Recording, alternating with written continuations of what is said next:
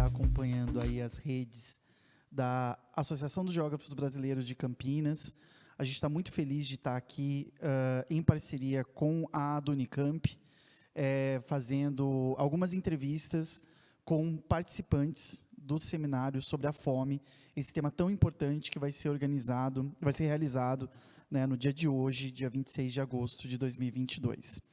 Como primeiro convidado, e que nos honra muito, a gente está recebendo o doutor em Ciência Política pela Unicamp e professor do curso de Relações Internacionais da Universidade Federal da Paraíba, Tiago Lima. Tiago, muito obrigado pela sua presença aqui. A gente está muito orgulhoso de poder contar com as suas considerações. Eu que agradeço o convite. Estou muito honrado de poder voltar à minha casa de doutorado, de conhecer novas pessoas e, especialmente, fazer esse diálogo com o pessoal da geografia, que tem contribuído muito para os debates sobre a fome no Brasil. Massa. A gente vai fazer algumas perguntas, então, e a ideia é que a gente possa trazer justamente essa conexão, né, entre diferentes campos de conhecimento e a discussão sobre a fome. Tiago, a gente está contando hoje no Brasil um cenário, a gente tem um cenário hoje de cerca de 33 milhões de brasileiros que estão passando fome, né? Esse é um dado recente, muito importante, mas que é geralmente justificado pelo governo agora, atualmente no poder, no Brasil, como uma consequência de processos internacionais. A pandemia da Covid-19, a guerra na Ucrânia, o papel dos preços das commodities, né? Ao mesmo tempo, a gente consegue observar claramente, inclusive na situação social das cidades, né, ao longo do Brasil, do desmonte de políticas públicas voltadas às parcelas da população mais vulneráveis e que sofrem mais com a insegurança alimentar. Como que essas e outras ações do governo atual denunciam que, ainda que a gente possa entender essas questões internacionais como fatores importantes na fome que a gente está vendo hoje no Brasil, ela é, na verdade, derivada de decisões políticas? Bom, Gustavo, esse número de 33 milhões, né, é um número de pessoas em insegurança alimentar grave, mas se a gente considerar as pessoas em insegurança alimentar moderada, esse número vai para 65 milhões de pessoas, né? Então, o risco de fome já é grave o suficiente para nós nos dedicarmos bastante a entender o que vem acontecendo com essas pessoas. Então, o aumento da fome no Brasil, na verdade, ele começa a ocorrer já em 2015. Né? Ele vem num crescendo em 2015, e as mudanças políticas no país ajudam a entender esse crescendo. Por um lado, você tem crises econômicas internacionais, crise econômica nacional, mas você tem também uma série de políticas públicas do Brasil que são desmontadas ou desmanteladas, para usar uma literatura que vem sendo muito referenciada recentemente, né? Então, não posso deixar de citar que, ainda no governo Dilma, há uma desidratação de certos programas sociais. Por exemplo, o programa de cisternas. Lá de onde eu venho, no Nordeste, isso é muito importante. Historicamente importante no contexto brasileiro, inclusive porque o Nordeste é um dos lugares que mais passa fome no país. Então, já no governo Dilma II, essa política de apoio às cisternas se enfraquece. A redistribuição de terra por meio da reforma agrária se enfraquece.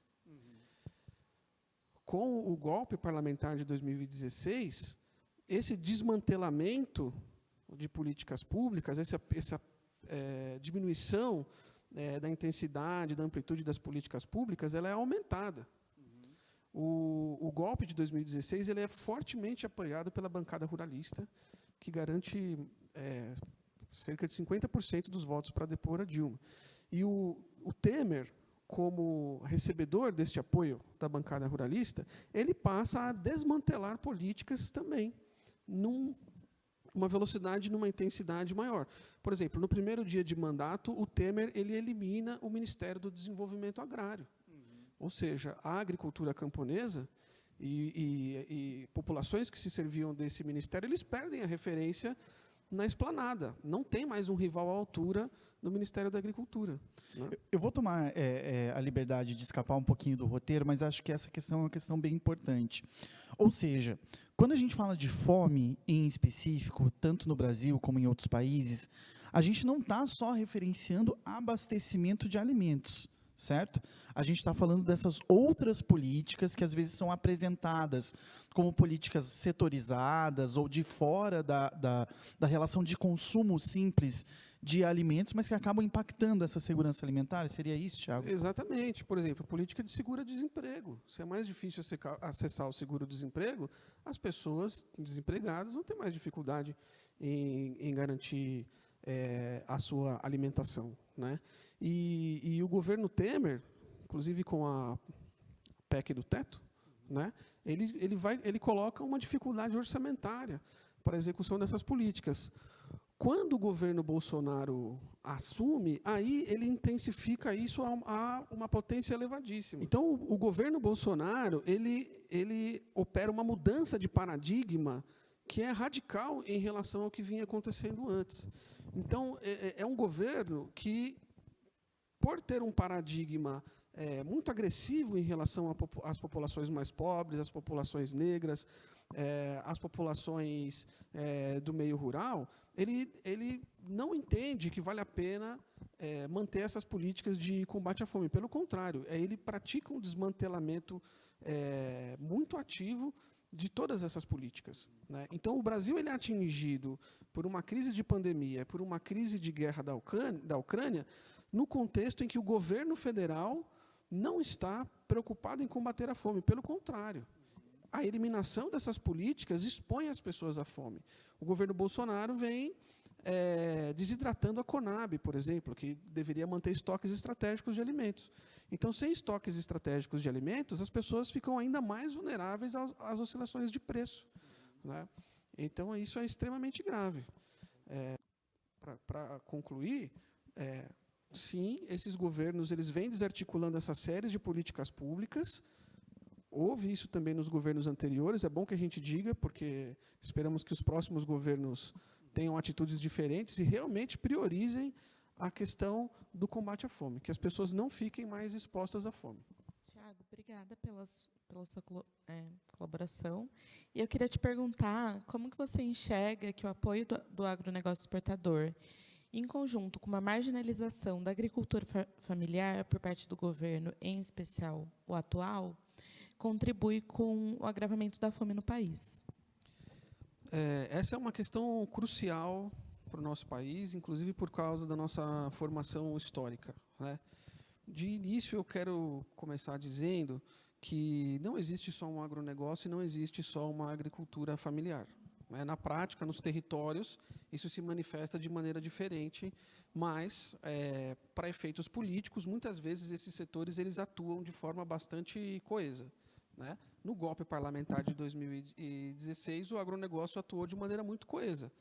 No governo Bolsonaro, a gente já consegue avaliar uma coesão menor do setor do agronegócio em relação ao apoio ao governo, né? Mas o fato é que este setor ele possui muito poder político no nosso país. Então, por um lado, a expansão do agronegócio por meio da monocultura, da agricultura intensiva em químicos, intensiva em pastagem, que promove o desmatamento, o avanço da fronteira agrícola, ela prejudica, ela intensifica a fome no país, porque retira espaço para a agricultura de subsistência, para a pequena agricultura familiar, prejudica o equilíbrio do ecossistema, mas, além disso, conforme ela avança a força política dela também, e aí a gente tem um Congresso mais forte desse ponto de vista. Então, dos dois lados, a gente tem uma força que vai se avolumando do lado produtivo, que ele vai ganhando mais importância no conjunto da economia nacional, e do lado político, porque ele vai se expandindo sobre o território e ampliando a sua influência. E a agricultura familiar, ela vai sendo encolhida, porque ela não tem os meios materiais de fazer esse combate.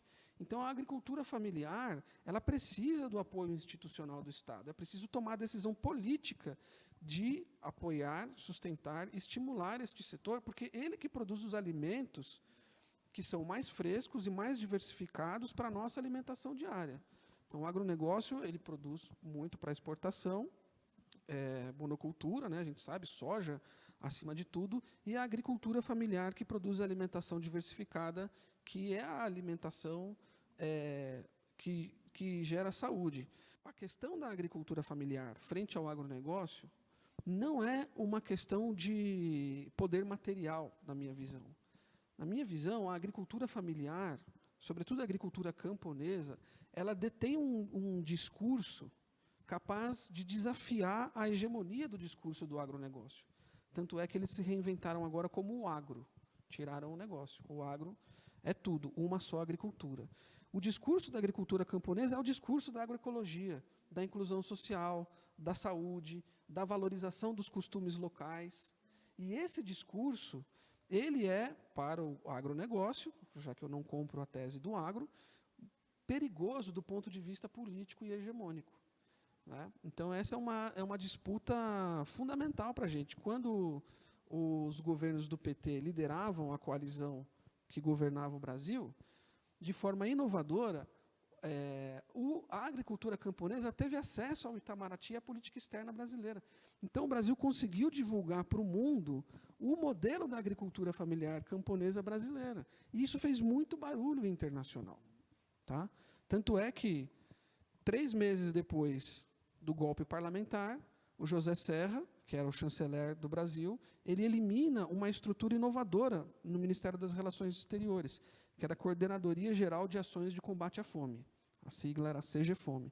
Então, o Itamaraty, que é um órgão elitista, ele tinha um setor dedicado a difundir a ideia brasileira de combate à fome, que está plenamente associada com a agricultura camponesa. Em 3 meses, eles silenciaram essa voz. Né? Então, os desafios são materiais, mas eles são, sobretudo, políticos. Tiago, para a gente conseguir entender também a inserção dessa discussão sobre a fome no cenário internacional, né? Você colocou aí os grupos políticos que comandam de uma forma ou de outra a nossa burocracia, que emite legislação ou estruturas burocráticas que permitem de uma forma ou de outra essa construção, e a gente vê inclusive hoje uma separação entre grupos, né, mais ligados, grupos desse agronegócio, né, mais ligados ao financiamento europeu, mais ligados ao financiamento chinês, e agora com toda a questão do mercado de carbono e tal, que está influenciando essas decisões. E a gente vê, né, um setor dedicado à devastação, né, à exploração primária do território e tudo mais. Né. Esses grupos eles têm tipos de inserção diferentes, né, no cenário internacional. E eu queria te perguntar a respeito disso, ou seja, parece que a gente entrou numa encruzilhada no Brasil, né, com relação à paridade de preços internacionais, que, como você mostrou muito bem, não está só no preço da gasolina, também está sendo aplicado nos alimentos, a gente está tendo uma inflação enorme nesse sentido e prejudicando a nossa própria segurança alimentar. Né? Eu queria que brevemente você ligasse essas duas questões, a situação de segurança alimentar no Brasil hoje e, claro, não vou te pedir para você escrever uma tese sobre a ligação com a guerra na Ucrânia, né, e tudo mais, mas esse processo que a gente vem vendo desde a pandemia de Covid-19, de aumento de inflação global, né, e os perigos que isso pode representar para uma exportação cada vez mais desenfreada assim, dos nossos recursos alimentares. A gente tem sobre nós o peso de séculos de história de um país cujo início é para ser um território exportador de riquezas naturais. Né? Então, esse peso histórico ele vem se transformando ao longo do tempo e, ao longo desse tempo, ele faz concessões na direção da cidadania e, em momentos diferentes, ele retira essas concessões e continua se agravando. Né? Então, esse é um aspecto dominante da nossa formação social e que reverbera nas relações internacionais. Isso cria uma dependência para o nosso país. O nosso país sempre foi dependente da exportação de commodities. E a reprimarização da nossa economia intensifica essa dependência que aumenta o poder político desse grupo no cenário doméstico. Mas o agronegócio ele não é um só. A tese do Caio Pompeia, defendida aqui na Unicamp, é muito clara em mostrar as diversas ramificações do agronegócio e existem segmentos que possuem um foco em sustentabilidade, em ecologia, em ganhar os mercados premium na Europa, em os mercados mais ricos, né? Em outros países. Então, esse setor do agronegócio, ele quer se projetar e talvez ele queira se reinventar de modo que ele seja palatável do ponto de vista do discurso ecológico e dos direitos humanos. Mas o que este agronegócio ainda não demonstrou, e eu acredito que ele não vai demonstrar, é um interesse em, ao mesmo tempo que ganha mercados internacionais, promove o combate à fome no Brasil e fora do Brasil. Então, isso realmente não apareceu. Na entrevista que o Lula deu ontem, ele disse que ele vai tentar reeditar esta convivência pacífica entre o agronegócio e a agricultura camponesa. Eu estou muito curioso para ver, se eventualmente ele ganha as eleições, como que ele vai fazer isso. Que tipo de articulação, né, necessário? Que tipo de articulação ele vai fazer? Né? Porque são modelos distintos, são modelos muito diferentes. Né? Então, a guerra da Ucrânia, ela, para chegar no final da tua pergunta, a guerra da Ucrânia, ela cria a perspectiva de escassez de commodities. Essa perspectiva de escassez de commodities, ela agudiza a intenção do agronegócio brasileiro de ampliar a produção no terreno e exportar mais para ganhar esse mercado. Porque quando a Ucrânia voltar a produzir e exportar, né, talvez esse mercado já esteja ganho pelos setores brasileiros. Agora, enquanto isso tudo acontece e o agronegócio tenta aproveitar a desvalorização cambial e a alta dos preços internacionais, ele não demonstra o mínimo interesse em aliviar a questão da fome no Brasil. Então, o Brasil bate recordes de exportação de commodities e, ao mesmo tempo, o país sofre com a inflação de alimentos. Não é uma questão de disponibilidade de alimentos, é uma questão de falta de política para conectar as pessoas a esses alimentos. Criando mundos separados, né? Bem interessante isso. Mundos separados e estanques. E isso é uma coisa importante quando a gente pensa a fome do ponto de vista político, com um P bem maiúsculo, porque não se questiona a possibilidade de eliminar a fome como um princípio de organização social. As políticas públicas são voltadas para combater a fome, diminuir a fome, aumentar o acesso das pessoas aos alimentos, mas não em eliminar a possibilidade de que as pessoas estejam vulneráveis à fome. E é esse o elemento político mais profundo que afeta o Brasil e afeta todos os países, ou bom, muitos países onde vigora o sistema capitalista, pelo menos. Tiago, muito obrigado pela sua participação aqui na nossa conversa. Acho que, enfim, tem muita coisa, né, para a gente discutir. Acho que são alguns braços muito interessantes, não só da gente discutir com a sociedade como um todo, mas para mostrar a complementariedade, inclusive, das áreas de conhecimento. Né? A gente que trabalha na fronteira entre RI e geografia, né, a gente pretende não dividi-las, a gente pretende construir pontes. Né? E acho que esse é o trabalho mais legal. Então, queria te agradecer. Não sei se você quer falar alguma coisa para concluir, mas já deixo aí o agradecimento em meu nome e em nome de todo mundo aqui da AGB Campinas. Não, eu acho esse esforço multi-interdisciplinar importante, né? O Josué de Castro já foi um pioneiro desse tipo de esforço, né? E a gente precisa juntar os conhecimentos para apoiar a formação de um pacto político que exclua a fome como possibilidade. Então, eu acho que, do ponto de vista da ciência cidadã, que é o que eu acho importante, que, sobretudo, as instituições públicas pratiquem, a gente consiga apoiar, através de análise crítica e rigorosa, a formação desse novo pacto político no Brasil, que elimine a fome como um princípio de organização social.